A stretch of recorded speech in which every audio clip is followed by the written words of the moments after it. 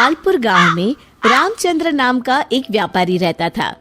उसकी कपड़ों की दुकान थी और उसकी दुकान पर 3 नौकर थे। मोनू, तुम अपने घर गए थे ना? तुम्हारी बहन की शादी कैसी रही? बहुत अच्छे से हो गए मालिक। अगर आपने पैसों की मदद नहीं की होती तो पता नहीं क्या होता।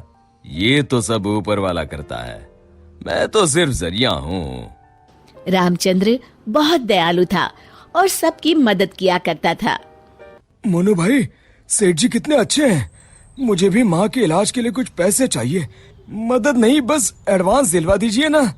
अरे तुम खुद ही कह दो ना सेठ जी से, सेठ जी मना नहीं करेंगे। सबको इतनी आसानी से पैसे देते हैं? जरूर इस सेठ के पास बहुत ज्यादा पैसा है। अगर मैं कभी कुछ चुरा लूं तो इस सेठ को पता भी नहीं चलेगा और मैं माला माल हो जाऊंगा। एक दिन रामचंद्र जी को हाथ में चोट लग जाती है। उनका हाथ सूज जाता है तो वो अपनी हीरे की नई अंगूठी उतार कर दराज में रख देते हैं और भानु वो देख लेता है। अब तेरी किस्मत बदलने वाली है भानु बेटा। अगर ये हीरे की अंगूठी तेरे हाथ लग गई ना तो ये लहंगा चोली के चक्कर में नहीं पड़ना पड़ेगा। अपनी भी एक दुकान होगी, तू भी दिन भर सेठ की कुर्सी पर बैठा रहेगा, तेरे आगे पीछे नौकर चाकर घूमेंगे। सोचते सोचते भानु सपने देखने लगता है। उसे ये सब दिखाई देने लगता है। ओ भानु, क्या सोच रहा है? चल खाना खाने चलते हैं, सेठ जी भी आराम कर रहे हैं। तुम लोग जाओ यार, मेरा मन नहीं है। क्यों? तेरी तबीयत तो ठीक है ना? हाँ भाई, मेरी तबीयत एकदम दुरुस्त है, बस कुछ करने का मन नहीं है। चल ठीक है, हम खाना खा के आते हैं। जैसे ही लोग बाहर जाते हैं, भानु मौका देखकर अंगूठी निकाल लेता है।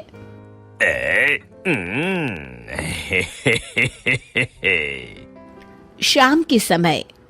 आज का हिसाब खत्म कर बच्चों, अब दुकान बंद करने का समय हो गया है। जब वे दराज खोलते हैं, अरे ये क्या, मेरी अंगूठी कहाँ गई? मोनू, भानु, भोला, तुम लोगों ने मेरी हीरे की अंगूठी कहीं देखी है क्या? कौन सी अंगूठी मालिक? क्या हुआ मालिक? अब कुछ नहीं, अब कल सुबह मिलते हैं। रामचंद्र रात भर सोचते रहते हैं। अगली सुबह। आज दुकान को दुल्हन की तरह सजाओ, हर आने जाने वाले का मुंह मीठा करवाओ, आज बड़ी खुशी का दिन है। ऐसी क्या बात है सेठ जी? दरअसल कई सालों पहले एक दिन मुझे एक हीरे की अंगूठी मिली। मैं उसे उठा के घर ले आया। उसी रात मुझे सपने में आकर एक बाबा ने श्राप दिया कि तूने पैसों के लालच में जो अंगूठी उठाई है, अब वही तेरा नुकसान करवाएगी। जब से वो अंगूठी मेरे पास थी, मुझे कहीं न कहीं घाटा होता रहता था। घर में कोई न कोई बीमार होता रहता था। पर कल वो अंगूठी किसी ने चुरा ली और वो चोर अंगूठी के साथ साथ श्राप भी ले गया। पर अगर ऐसा ही था तो आपने वो अंगूठी फेंक क्यों नहीं दी सेठ जी? अरे बाबा जी ने कहा था कि न मैं उसे फेंक सकता हूँ, ना ही किसी को दे सकता हूँ। बस मुझे इंतजार करना है कि कोई स्वेच्छा से वो अंगूठी मुझसे ले ले। तो क्या आपका श्राप मुझे मेरा मतलब उस चोर को लग जाएगा? बिल्कुल। अब वो बेचारा ना अंगूठी फेंक सकता है, ना किसी को दे सकता है। वैसे एक उपाय है। क्या उपाय सेठ जी? अरे तुम्हें क्या करना भानु भैया, अब चोर जाने और उसकी किस्मत। तू चुप कर, मैं तो ऐसे ही जानना चाहता हूँ। हाँ, क्यों नहीं, क्यों नहीं।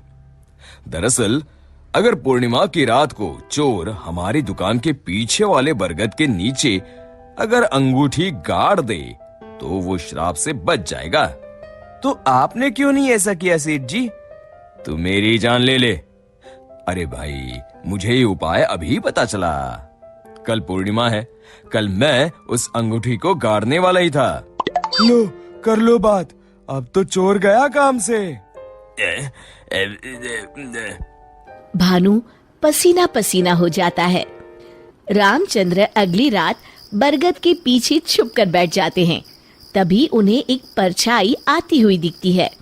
जैसे ही वो परछाई पेड़ के नजदीक आकर गड्ढा खोदने लगती है, रामचंद्र जी सामने आ जाते हैं।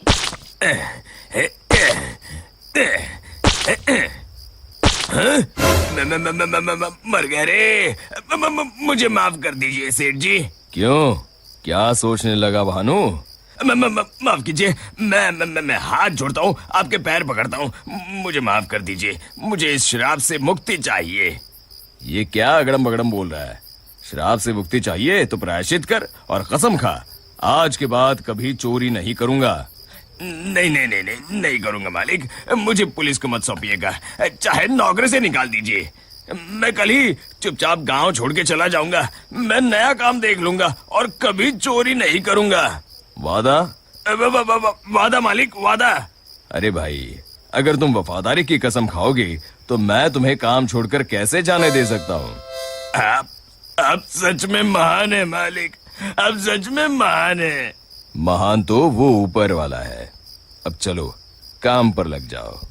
शिक्षा, अगर किसी को अपनी गलती का एहसास हो जाए तो उसे माफ कर देना चाहिए।